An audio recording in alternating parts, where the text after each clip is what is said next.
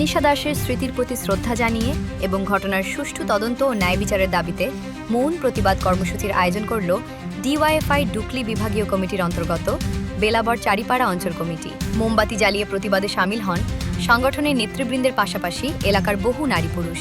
কর্মসূচিতে উপস্থিত ছিলেন ডিওয়াইএফআই ডুকলি বিভাগীয় কমিটির সভাপতি গৌতম ঘোষ, সম্পাদক মণ্ডলীর সদস্য সুখেন্দু চক্রবর্তী, ইদ্রিস মিয়া, সদস্য আশিস চক্রবর্তী এবং প্রাক্তন যুবনেতা শঙ্কর সরকার সহ অন্যান্যরা। প্রতিবাদকারীরা ঘটনার নিরপেক্ষ তদন্ত ও দোষীদের কঠোর শাস্তির দাবি জানান। ইতিমধ্যে আপনারা জানেন যে শান্তিনিকেতন মেডিকেল কলেজের ওয়ার্ডেন গার্ল যে মেয়েটা কাজ করতো, ওই দিন রাতে তাকে বিশেষ চাপ দিয়ে সেখানে কাজের জন্য রাখা হয়েছিল। পরদিন তার মৃতদেহ উদ্ধার হয়। মৃতদেহ উদ্ধারের 6 ঘন্টার মধ্যে ময়নাতদন্ত হয়নি। 6 ঘন্টার মধ্যে পুলিশের আধিকারিক জানিয়ে দিল যে মেয়েটা আত্মহত্যা করেছে। তা আমাদের প্রশ্ন হচ্ছে, ময়নাতদন্তের আগে পুলিশ কীভাবে জানে মেয়েটা আত্মহত্যা করছে? সেখানে কিছু গোপন করার বা কাউকে আড়াল করার প্রচেষ্টা নয় তো।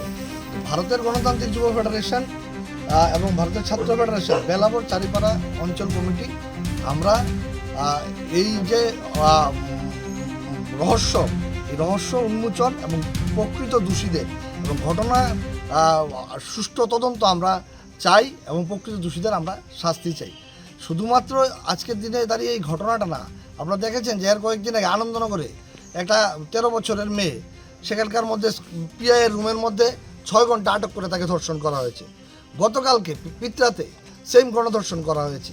আমরা দেখেছি যে যিনি আইনমন্ত্রী রাজ্যে রতনলাল নাথের বিধানসভা কেন্দ্রে সেখানে মন্টি মেয়েটাকে ধর্ষণ করে তাকে পুড়িয়ে হত্যা করা হয়েছে, কিন্তু আজ পর্যন্ত তার কোনো হদিশ সেখানকার মধ্যে পুলিশ বের করতে পারেনি। তো এই ধরনের ঘটনা গোটা ত্রিপুরা রাজ্যে সেখানকার মধ্যে লাগাতার চলছে।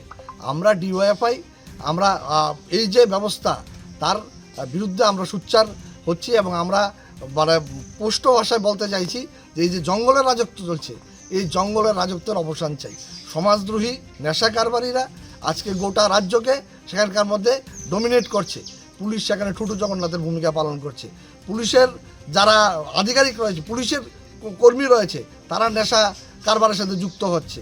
আমরা দেখেছি যে পুলিশের যিনি অফিসার দুর্গাচরণ রাঙ্কল, তাকে নেশার গাড়ি চাপা দিয়ে মেরে ফেলেছে, কিন্তু আজ পর্যন্ত তার তদন্ত হয়নি। এইভাবে প্রত্যেকটা ঘটনা যখন হয় তখন কিছুদিন সকল মিডিয়া মানুষজন আওয়াজ তোলে, কিন্তু এইগুলি তদন্তের নাম করে দামাচাপা পড়ে যায়, তারপর আবার কিছুদিন পর একটা ঘটনা হয়। এই ক্ষেত্রে আমরা বলতে চাইছি যে এই ঘটনার সুষ্ঠু তদন্ত চাই এবং তদন্তক্রমে